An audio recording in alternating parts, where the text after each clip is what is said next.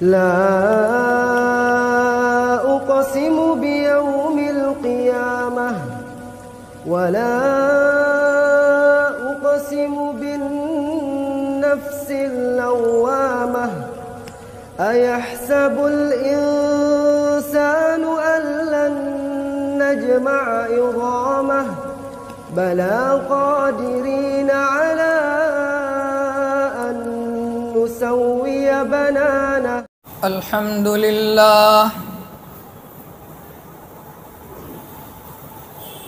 الحمد لله الذي لم يزل ولا يزال حيا قيوما سميعا قديرا مدبرا بصيرا. ونشهد أن لا إله إلا الله وحده لا شريك له ونشهد أن سيدنا وسندنا ونبينا وشفيعنا وحبيبنا ومولانا محمدا عبده ورسوله أرسله بالحق بشيرا ونذيرا وداعيا إلى الله بإذنه وسراجا منيرا.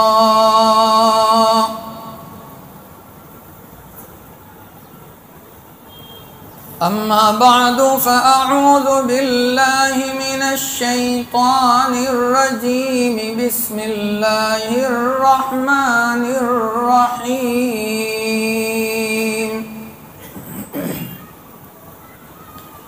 يا أيها الناس إنا خلقناكم من ذكر وأنثى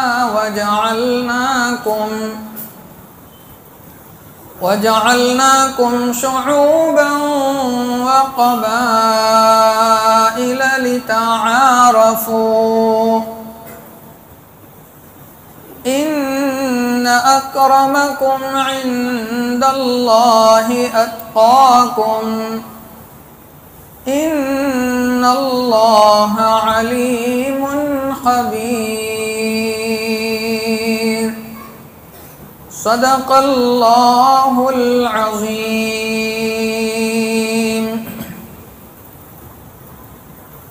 سلام على خير الأنام وسيدي حبيبي إله العالمين محمدي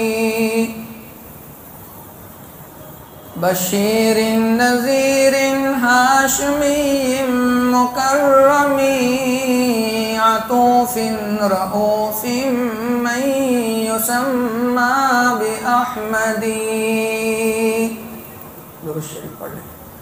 اللهم صل على سيدنا محمد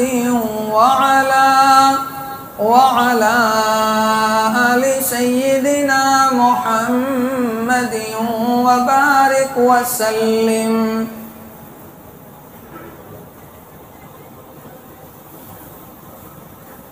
बुजुर्गान मोहतरम और अजीज नौजवानों,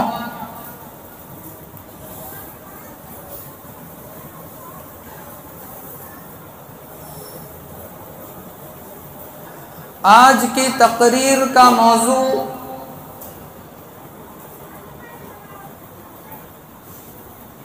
जंग आज़ादी में मुसलमानों की कुर्बानी रहेगा।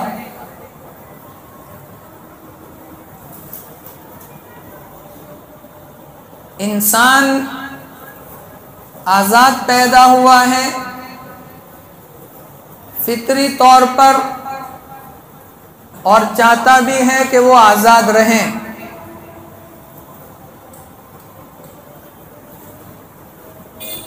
पूरी दुनिया इंसानियत एक माँ बाप की औलाद है।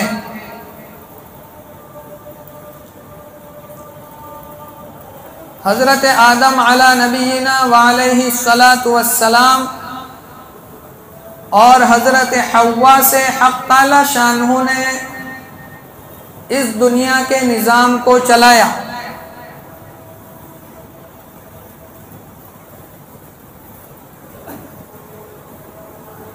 इंसान आज़ाद था हर एतबार से। बाद में चलकर कुछ लोग ऐसे पैदा हुए जिन्होंने लोगों को गुलाम बनाया और इंसानों की खरीद फरोख्त शुरू की।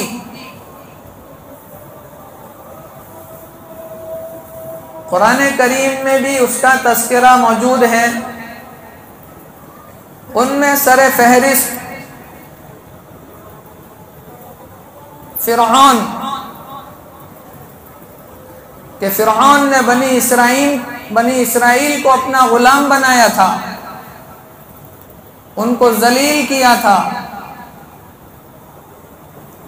उनके बच्चों को ज़बह करवा देता था और बच्चियों को छोड़ देता था, औरतों को घर की बांदी बना लेते थे और मर्दों को घरों का गुलाम बना दिया था। अन अब्बत बनी इसराइल कुरान में है। फिर हक़ ताला शानहू ने बनी इसराइल की आज़ादी के लिए हज़रत मूसा अला नबीना व अलैहि सलातु वस्सलाम और साथ में हज़रत हारून अलैहिस्सलाम को भेजा कि जाओ और फ़िरऔन के जुल्म और तशद्दुद से बनी इसराइल को आज़ाद कराओ। 10 मुहर्रमुल हराम को हक़ ताला शानहू ने मूसा अलैहिस्सलातु वस्सलाम के ज़रिए से फ़िरऔन के जुल्म और तशद्दुद से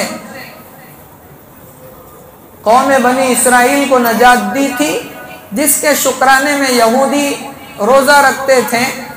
सरकार ने फरमाया कि मूसा से मोहब्बत के तो हम ज़्यादा हकदार हैं, तो हम क्यों ना रोज़ा रखें। लेकिन यहूदी भी चूँकि रोज़ा रखते हैं तो हम यहूदियों की मुखालफत करेंगे और 2 रोज़े रखेंगे। तो अभी हमने 9-10 या 10-11 मिलाकर 2 रोज़े रखे। तो ये गुलामी का सिलसिला उस ज़माने से है। इस्लाम ने आज़ादी को पसंद किया है, बल्कि आज़ादी की तरगीब दी है, गुलामी को पसंद नहीं किया है। गुलामों को आज़ाद करने की तरगीब आपको इस्लाम में मिलेगी। इसलिए बहुत सी हदीसों में, बल्कि कुरान में भी है कि अगर किसी आदमी से कोई गुनाह हो गया तो उस गुनाह के बदले में गुलाम को आज़ाद करो।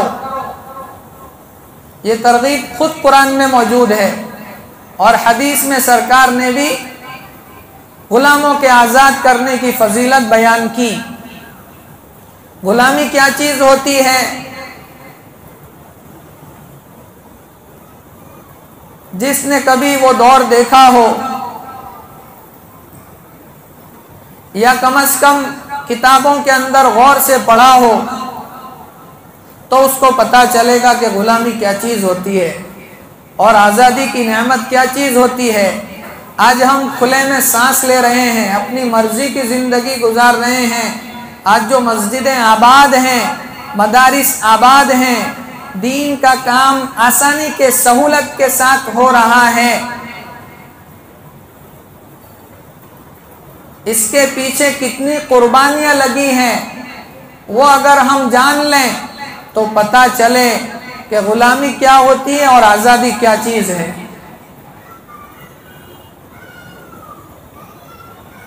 हज़रत उमर इब्न ख़त्ताब रज़ी अल्लाह ताला अन्हु के दौर में मिस्र के खलीफा थे, मिस्र के गवर्नर थे हज़रत अम्र इब्न आस। घोड़दौड़ के अंदर उनके बेटे ने एक आम मिस्री का घोड़ा जब आगे निकल गया तो उनके बेटे ने पीछे से कोड़ा मारा कि मैं गवर्नर का बेटा, मेरे घोड़े से आगे तेरा घोड़ा कैसे निकल सकता है।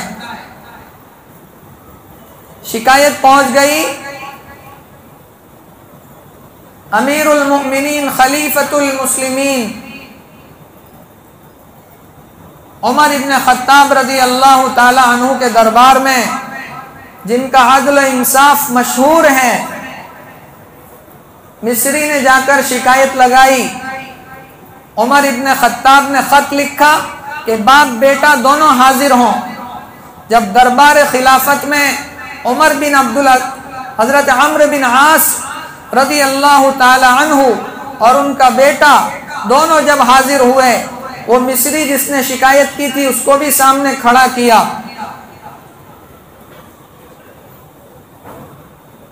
कहा इसने तुम्हारी शिकायत की है, तुम्हारे बेटे ने घोड़दौड़ के अंदर घोड़ा आगे निकल गया, इसका तो इसको कोड़ा मारा, क्या ये सही कह रहा है?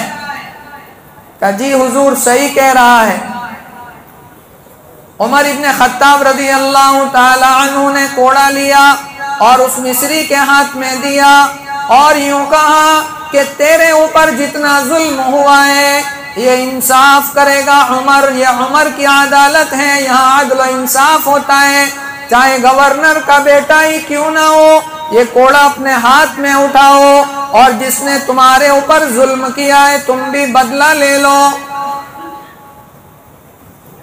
एक आम इंसान ने कोड़ा उठाया उस मिस्री ने और अम्र बिन आस के बेटे को कोड़ा मारा, अपना बदला ले लिया। हजरत उमर इब्न खत्ताब ने फरमाया अम्र इब्न आस को भी लगाओ कि ये कैसे गवर्नर हैं कि इनका बेटा लोगों के ऊपर जुल्म कर रहा है, इनको भी लगाओ। तो उसने माफी चाही और यूं कहा कि नहीं अमीरुल मोमिनीन, मेरे ऊपर जितना जुल्म हुआ था उसका बदला मैंने ले लिया, अब बस मैं माफी चाहता हूँ। तो उस वक्त तारीखी जुमला उमर इब्न खत्ताब रज़ी अल्लाह ताला अन्हु ने जो फरमाया था आज भी किताबों के अंदर लिखा हुआ है। अम्र बिन आस से फरमाया उमर इब्न खत्ताब रज़ी अल्लाह ताला अन्हु ने कि लोगों ने तो अपनी माओं को आजाद जना था, तुमने इनको गुलाम कब से बना दिया। यह है इस्लाम का अदल व इंसाफ और वतन से मोहब्बत हमारा ईमान है। हुब्बुल वतनी मिनल ईमान। अगरचे ये रिवायत कमज़ोर है लेकिन इसका मजमून सही है। हर आदमी को अपने वतन से मोहब्बत होती है और होना भी चाहिए। मेरे सरकार को जब मक्के वालों ने मजबूर कर दिया छोड़ने पर, हिजरत करने पर, तो आप मक्का छोड़कर तशरीफ ले जा रहे हैं, हिजरत कर रहे हैं, मदीने की तरफ जा रहे हैं।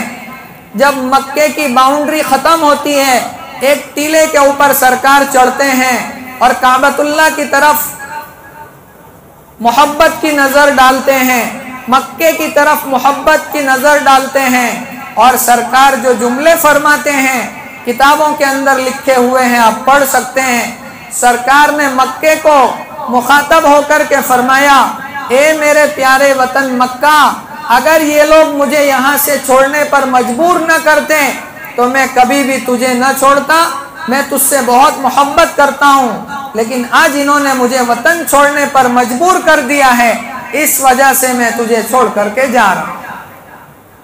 तो मेरे नबी भी वतन से मोहब्बत करते थे और जिस वतन में हम रह रहे हैं उस वतन से भी मोहब्बत करना यह हमारा हक है और हमारा फरीज़ा है। आज़ादी का 75वां साल हमारा देश मनाने जा रहा है। झंडा लहराया जाता है 15 अगस्त को, आज़ादी की खुशी मनाई जाती है, मिठाइयाँ तकसीम की जाती है, जश्न मनाया जाता है, खुशियों का इजहार किया जाता है।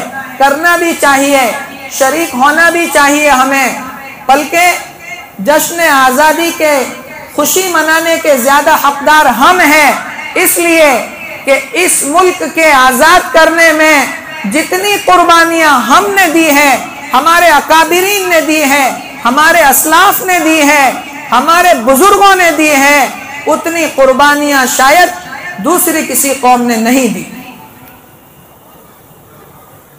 1857 से तारीख बयान करना शुरू करते हैं लोग, जंग आज़ादी 1857 से लोग शुरू करते हैं, लेकिन कुर्बान जाओ, ये मुसलमानों की सलाहियत थी कि मुसलमानों ने उससे भी 100 साल पहले अंग्रेजों के मंसूबों को समझ लिया था और 1757 में प्लासी के मैदान में सिराजुद्दौला अंग्रेजों के सामने फौज लेकर के आए और सबसे पहली जंग इस मुल्क को अंग्रेजों से आजाद कराने के लिए जो लड़ी गई वो प्लासी के मैदान में सिराजुद्दौला ने लड़ी अंग्रेजों के खिलाफ। ये अलग बात है कि कुछ गद्दारों ने नुकसान पहुंचाया और गद्दारी की, मुसलमानों ने ही गद्दारी की, मीर जाफर ने गद्दारी की और सिराजुद्दौला को शिकस्त का सामना हुआ और उनकी हार हुई और अंग्रेज के हौसले बढ़े। उसके बाद 1764 में बक्सर की जंग हुई और अवध की जंग हुई और ये पूरा इलाका हाथों से निकलता चला गया और अंग्रेज हावी होता चला गया। अंग्रेज समझता था कि हमारा सबसे बड़ा दुश्मन मुसलमान है, इसलिए कि ये मौत से कभी नहीं डरता और अंग्रेजों ने जो आज़ादी छीनी थी वो हमसे छीनी थी। इससे पहले इस मुल्क के मालिक हम थे। 800 साढ़े 800 से लेकर 1000 साल तक मुसलमानों ने इस मुल्क पर राज किया है, हुकूमत की है और उसके बाद मुगलिया सल्तनत खत्म हुई और अंग्रेजों ने इस मुल्क के ऊपर कब्जा किया। फिर एक शेर मुजाहिद, सल्तनत खुदादाद का मालिक, शेर दक्कन टीपू सुल्तान रहमतुल्लाह अलैह ने अंग्रेजों के खिलाफ मैसूर में मोर्चा संभाला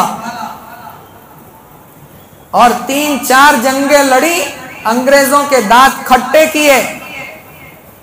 वो शेर था, वो मुजाहिद था। आज टीपू सुल्तान की तस्वीरें बगैर दाढ़ी के चलाई जाती है और उसकी सीरत को मस्ख करने की कोशिश की जा रही है, लेकिन जान लो टीपू सुल्तान अपने वक्त का बहुत बड़ा आबिद, जाहिद, अल्लाह का वली। मौलाना हुसैन अहमद मदनी रहमतुल्लाह अलैह तो फरमाते हैं अपने वक्त का अब्दाल था। जब वहाँ जामे मस्जिद की बुनियाद रखने का मौका आया तो ऐलान करवाया कि जो साहिब तरतीब हो, साहिब तरतीब किसको कहते हैं?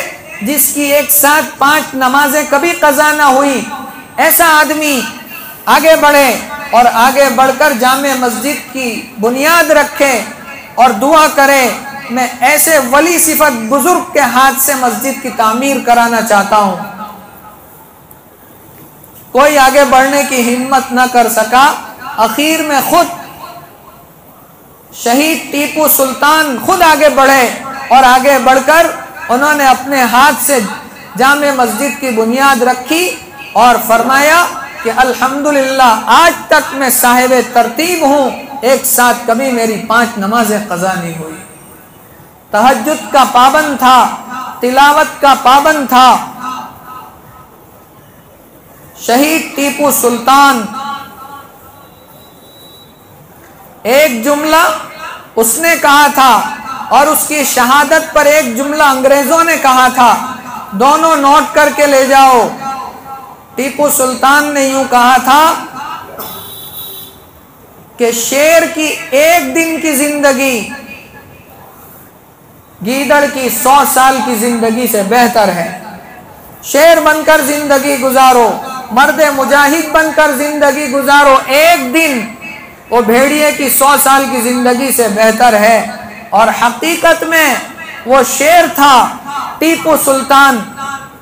1799 में सरंगापट्टनम के मैदान में अंग्रेजों के खिलाफ जंग की तैयारी हुई और वहां भी हमारे अंदर से ही एक गद्दार निकला, मीर सादिक, और उसने अंग्रेजों को ले जाकर पूरे मैदान के नक्शे और तस्वीरें और टीपू सुल्तान की पूरी डिटेल ले जाकर के अंग्रेजों के हवाले की और उनसे जमीनें अपने नाम लिखवाई। ये मीर सादिक ने यहाँ टीपू सुल्तान के साथ गद्दारी की और टीपू सुल्तान वहां पर सरंगापट्टनम के मैदान के अंदर शहीद कर दिए गए। 3 दिन तक अंग्रेज की हिम्मत नहीं हुई शहीद टीपू सुल्तान के करीब जाने की। 3 दिन के बाद अंग्रेजों का जो लीडर था लॉर्ड हॉर्स, वो गया और जाकर टीपू सुल्तान के कंधे पर कदम रखा और कदम रख कर के यूं कहा, अपने मुल्क का फरेरा लहराते हुए यूं कहा कि आज से ये हिंदुस्तान हमारा है। जब तक टीपू सुल्तान जिंदा थे तब तक अंग्रेज की हिम्मत नहीं थी इस मुल्क को अपना मुल्क कहने की, लेकिन जैसे ही 1799 में टीपू सुल्तान को शहीद कर दिया गया तो उस अंग्रेज ने यूं कहा कि आज से ये मुल्क हमारा है। मेरे भाइयों, इस्लाम को, मुसलमानों को सबसे ज्यादा नुकसान मुसलमान ने ही पहुंचाया है। हमारे अंदर की गद्दारी ने उस वक्त भी हमें नुकसान पहुंचाया है और आज भी जो इस्लाम को, मुसलमानों को नुकसान पहुंच रहा है वो हमारे अंदर की ही गद्दारी की वजह से पहुंच रहा है, वरना गैरों की हिम्मत नहीं है मुसलमान के खिलाफ कोई कदम उठाए। कामयाबी की सबसे पहली सीढ़ी इत्तिफाक और इत्तिहाद। अगर हमारे दरमियान इत्तिफाक और इत्तिहाद होगा, किसी तीसरे आदमी को बीच में उंगली रखने का मौका नहीं मिलेगा। लेकिन अगर हमारे अंदर ही गद्दार बैठा हो, हमारे अंदर ही इख्तिलाफ हो, हमारे अंदर ही तोड़ हो, तो फिर तीसरे आदमी को मौका मिलेगा, वो हमारे इख्तिलाफ का फायदा उठाएगा और मुसलमानों को सरे राह मारा जाएगा, जलील किया जाएगा।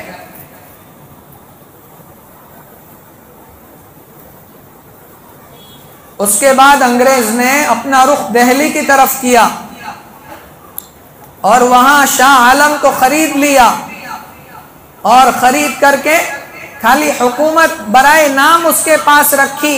सारे इख्तियारात बादशाह के छीन लिए अंग्रेजों ने और ये ऐलान किया कि खल्क खुदा की और सल्तनत बादशाह की और हुक्म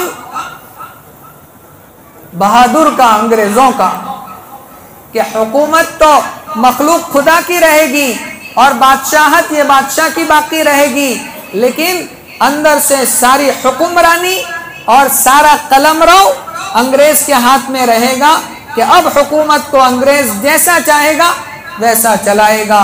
जब ये जुमले हजरत शाह अब्दुल अजीज मुहद्दिस दहलवी रहमतुल्लाह अलैह तक पहुँचे, जो दिल्ली के मेहदियान कब्रिस्तान के अंदर बैठ कर के हदीस का दर्स देते थे, ये चटाई पर बैठने वाले मौलवी और रूखा सूखा खाने वाले मौलवियों ने ये जंग की, ये आज़ादी की जंग के अंदर क्या किरदार अदा किया है और क्या रोल निभाया है, वो ज़रा तारीख उठा करके पढ़ो तो आपको पता चलेगा। बहुत आसानी से हम उलमा की ग़ीबत कर देते हैं, इन्होंने क्या किया। आज जो हम सांस ले रहे हैं आफियत के साथ, आसानी के साथ, ये उन्हीं की कुर्बानियों की बरकत है कि चटाइयाँ मस्जिदें छोड़ी, मदरसे छोड़े और जंग के मैदान में आ गए और अंग्रेज़ों के दांत खट्टे किए और अंग्रेज़ों को पीछे हट करने पर मजबूर किया। ये कौन थे? ये वही दुर्वेश सिफर चटाई पर बैठने वाले और रूखी सूटी खाने वाले उलमाए देवबंद थे। अल्लाह ताला उनकी कब्रों को नूर से मुनव्वर फरमाए।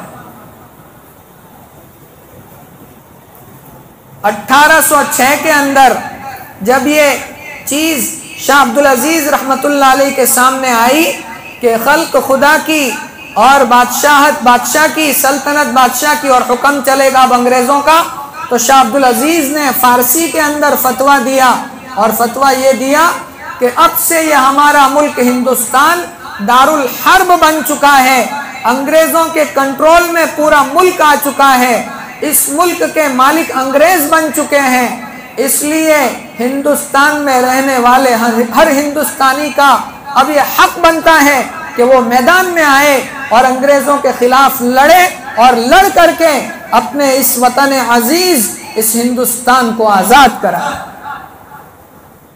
जब ये फतवा बाहर निकला, उसके बाद ये सारा जितनी भी फिर आज़ादी की लड़ाइयाँ लड़ी गई, उसका पेश खेमा ये शाह अब्दुल अजीज रहमतुल्लाह अलैह का फतवा साबित हुआ।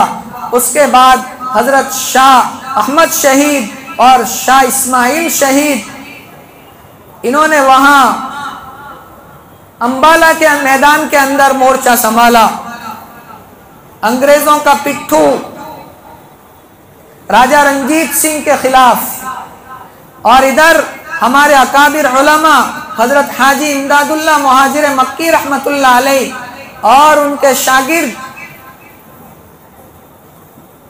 हजरत मौलाना कासिमुल उलूम नानोतवी रहमतुल्लाह अलैह, जो दारुल उलूम देवबंद के फाउंडर हैं, बानी हैं, मौलाना रशीद अहमद गंगोही रहमतुल्लाह अलैह, हजरत हाफिज जामिन शहीद रहमतुल्लाह अलैह और उनके शागिर्द फिर हजरत मौलाना महमूद हसन देवबंदी, जिनको शेखुल हिंद के नाम से दुनिया याद करती है, मौलाना हुसैन अहमद मदनी रहमतुल्लाह अलैह, ये हमारे सारे अकाबिरीन निकले और निकलकर मीरठ के करीब शामली के मैदान में अंग्रेजों के खिलाफ सफ बंदी की और उनके खिलाफ जंग का आगाज किया। मेरे भाइयों, 15 अगस्त का जब फंक्शन होता है, 2-4 आदमियों के नाम बोले जाते हैं और नारे लगाकर ख़त्म कर दिया जाता है, और मुसलमान को पता ही नहीं कि मेरे अकाबिर, मेरे बुजुर्गान दीन और मेरे असलाफ ने इस मुल्क को आज़ाद कराने में कितनी कुर्बानियाँ दी हैं, क्या क्या निछावर किया है।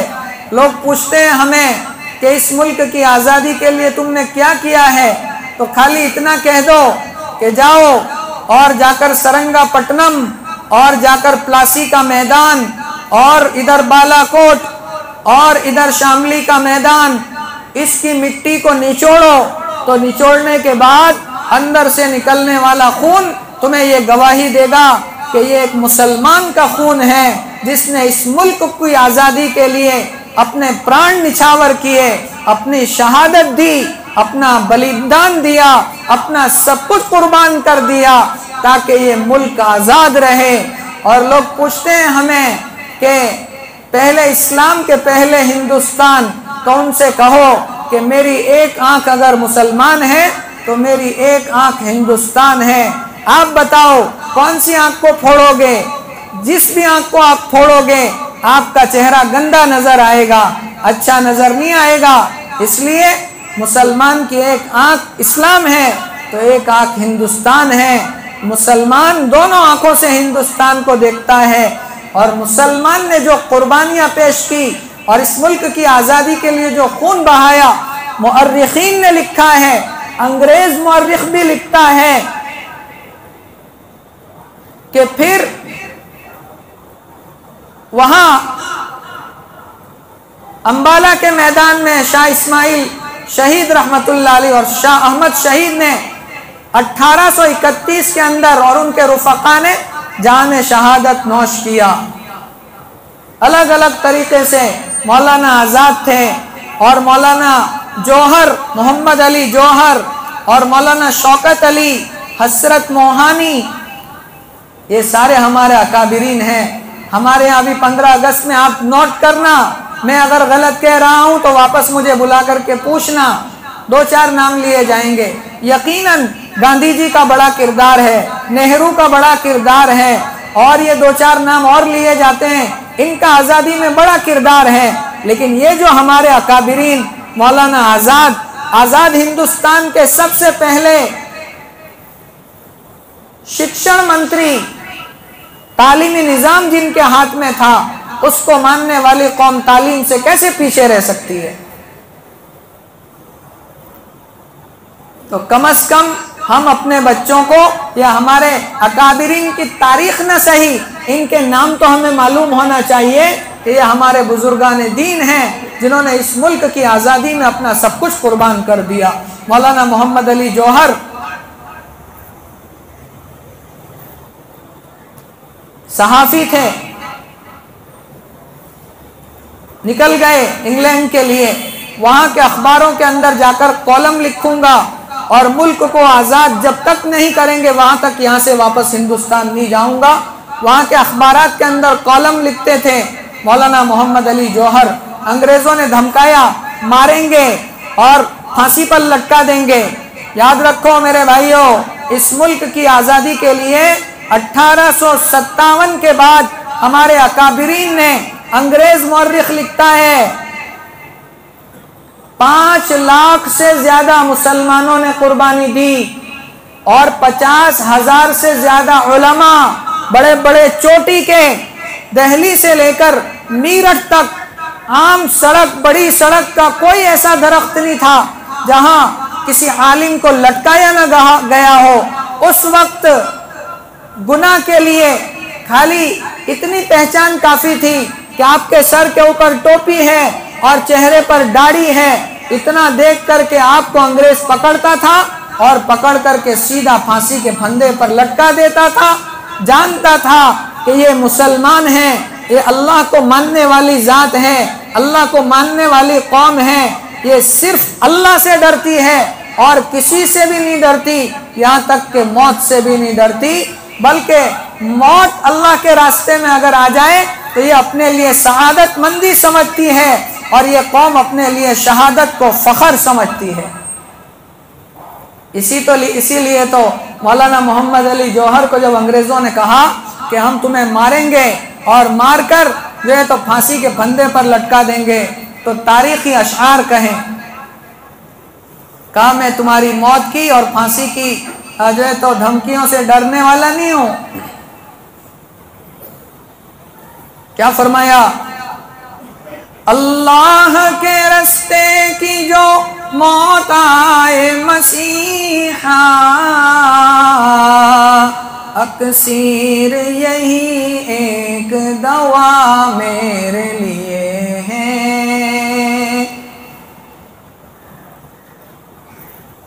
पैगाम मिला था जो हुसैन इब्ने अली को,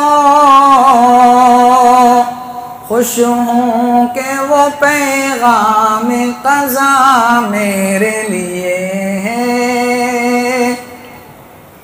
और आगे फरमाया, तौहीद तो ये है कि खुदा हश्र में कह दे,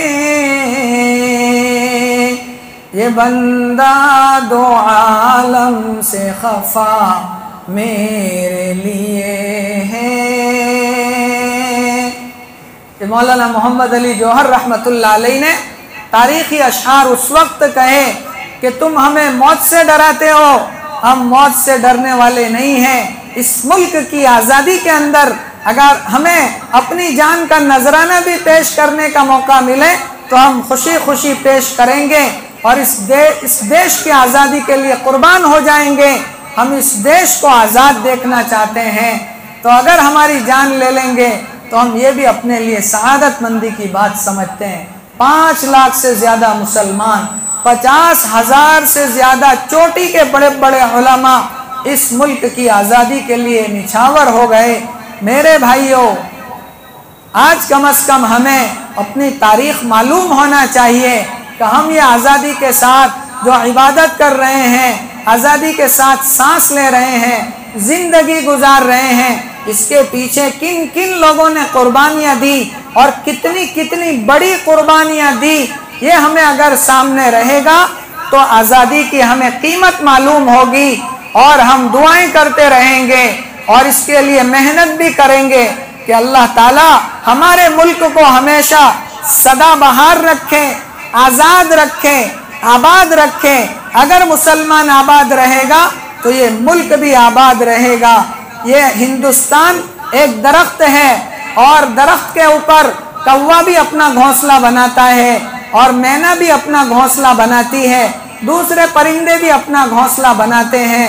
याद रखो, ये हिंदुस्तान एक दरख्त है और इस दरख्त के ऊपर एक घोंसला मुसलमान का भी होना चाहिए, एक घोंसला हिंदू का भी होना चाहिए, एक घोंसला जो है तो पारसी का भी होना चाहिए, ईसाई का भी होना चाहिए। तब जाकर के ये दरख्त खूबसूरत मालूम होगा। किसी एक को आप गिराना चाहोगे तो दूसरे को भी इससे नुकसान होगा। मेरे भाइयों, अंग्रेज यहाँ हिंदुस्तान में आए थे तो तिजारत करने के लिए 1600 के अंदर इन्होंने तिजारत की गरज से कदम रखा, लेकिन छुपे हुए मंसूबे ये थे कि तिजारत के पसे पर्दा हम इस मुल्क पर कब्जा करेंगे।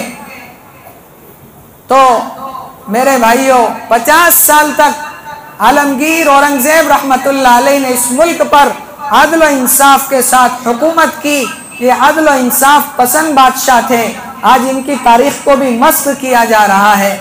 हमें पढ़ना चाहिए, किताबें लिखी है हमारे अकाबिरीन ने इनके ऊपर। खुद टोपियां सीते थे, कुरान करीम लिख कर के बेचते थे और उससे अपना घर चलाते थे। ये थे आलमगीर औरंगजेब रहमतुल्लाह अलैह। और फतावा के अंदर फतावा आलमगीरी इन्हीं के हुक्म से बनाई हुई किताब है, मसले मसाइल की फतावा आलमगीरी।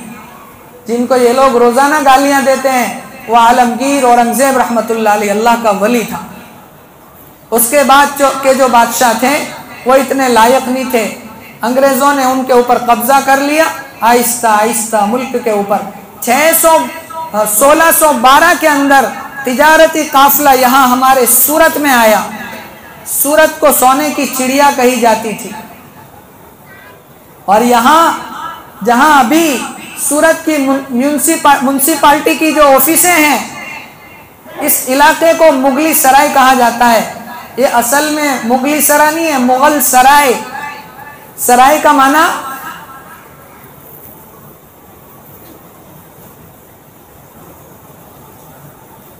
सराय का क्या माना? Guest house. कि यहाँ मेहमान आते थे, रहते थे। और ये जो मक्काई पुल है सूरत में, ये असल में मक्काई पुल नहीं है, ये असल में मक्का पुल है, मक्का पुल।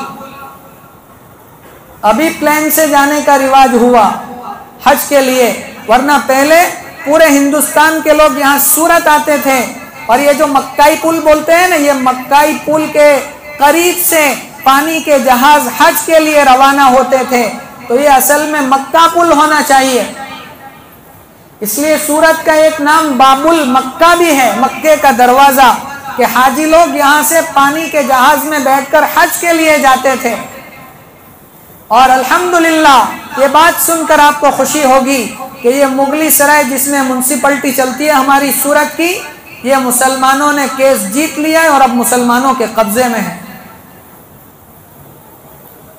तो पूरे देश की नहीं तो कम से कम हमें अपने शहर की तो तारीख मालूम होना चाहिए।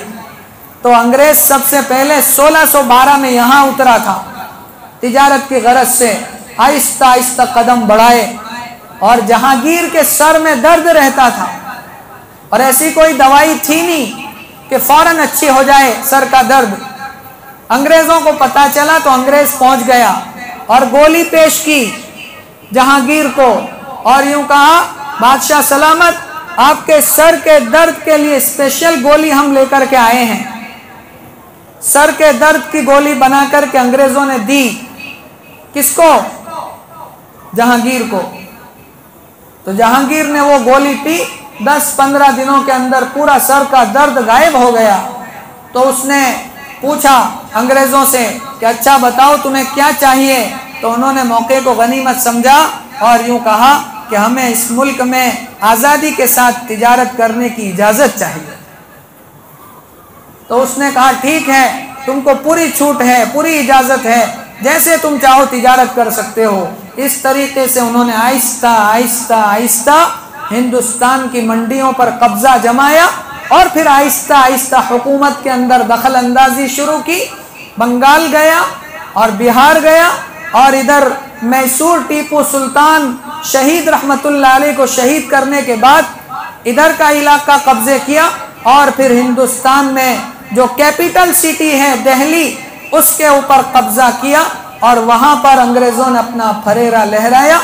उसके बाद शाह अब्दुल अजीज का फतवा 1806 के अंदर आया। उसके बाद ये सारी जंगें लड़ी गई और ये जंगें लड़ने के बाद हमारे अकाबिर उलमा ने इतनी बड़ी बड़ी कुर्बानियां दी, अपनी जान के नजराने पेश किए, अपनी बीवियों को बेवा किया, अपने बच्चों को यतीम किया, तब जाकर के ये आज़ादी हमारे जो तो हिस्से में आई है।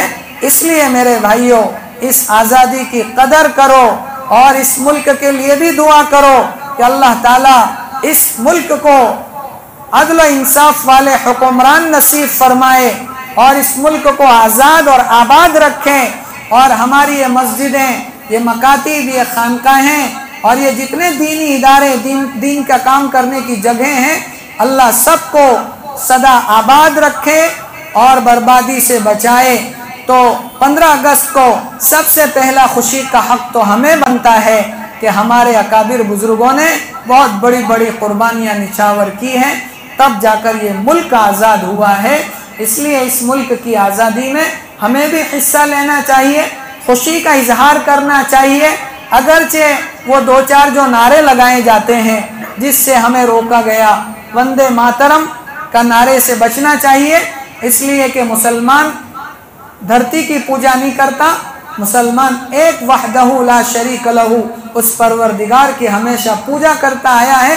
हाँ, इस हिंदुस्तान की धरती का अदब, एहतराम और इस लहराते हुए तिरंगी का अदब और एहतराम हमारे दिलों में है और रहेगा।